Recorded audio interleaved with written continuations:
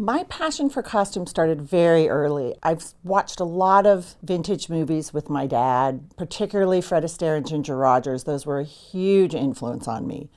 And I just love the whole idea of the fact that you could transform somebody by what clothes they had on. I'd love that you would be able to see people getting dressed in the morning, or then you could see their day clothes and then they would have their evening clothes. And just that, that arc of how it could really change who you were and how you held yourself and how you were feeling. So I'd loved being able to take that and actually make a job of it.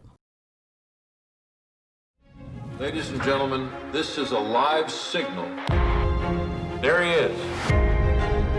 The shock across the nation at this event is just indescribable.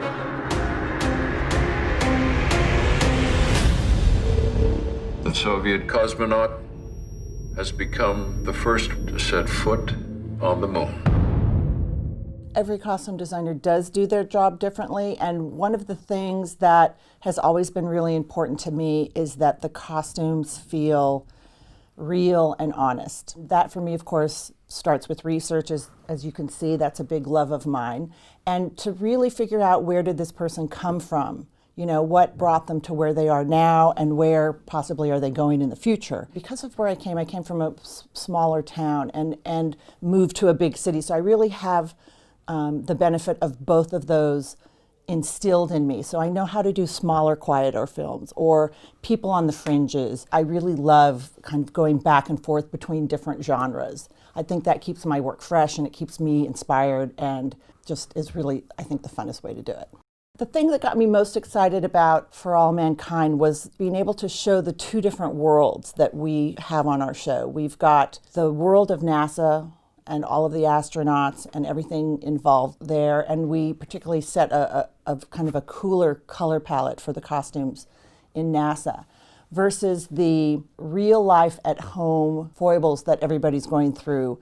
Your husband's away for months at a time, you're trying to raise your children by yourself. And also the timing, the late 60s going into the 70s, we're starting to get into feminism and women's movement. And so it was really, there were some very interesting beats that Ron Moore wanted to hit, and I was really inspired by that.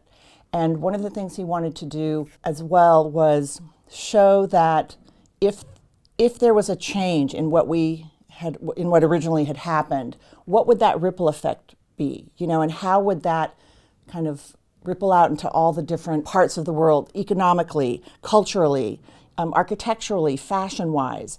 And so that was really inspiring to me, to be able to show kind of an alternate reality, but not so far out that there wasn't a base in reality. And it's just familiar enough that you feel like you have been there or it, but things that are happening are a little bit out there, not what you were expecting.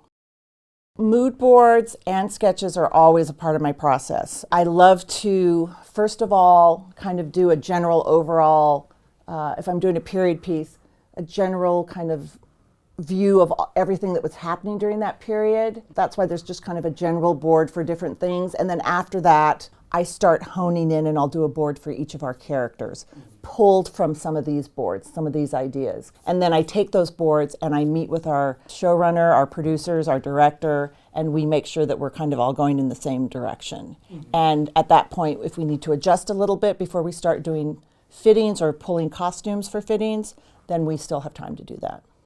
I definitely feel like I have the best job in the world. I'm, a grown woman who's still getting to play with live Barbie dolls.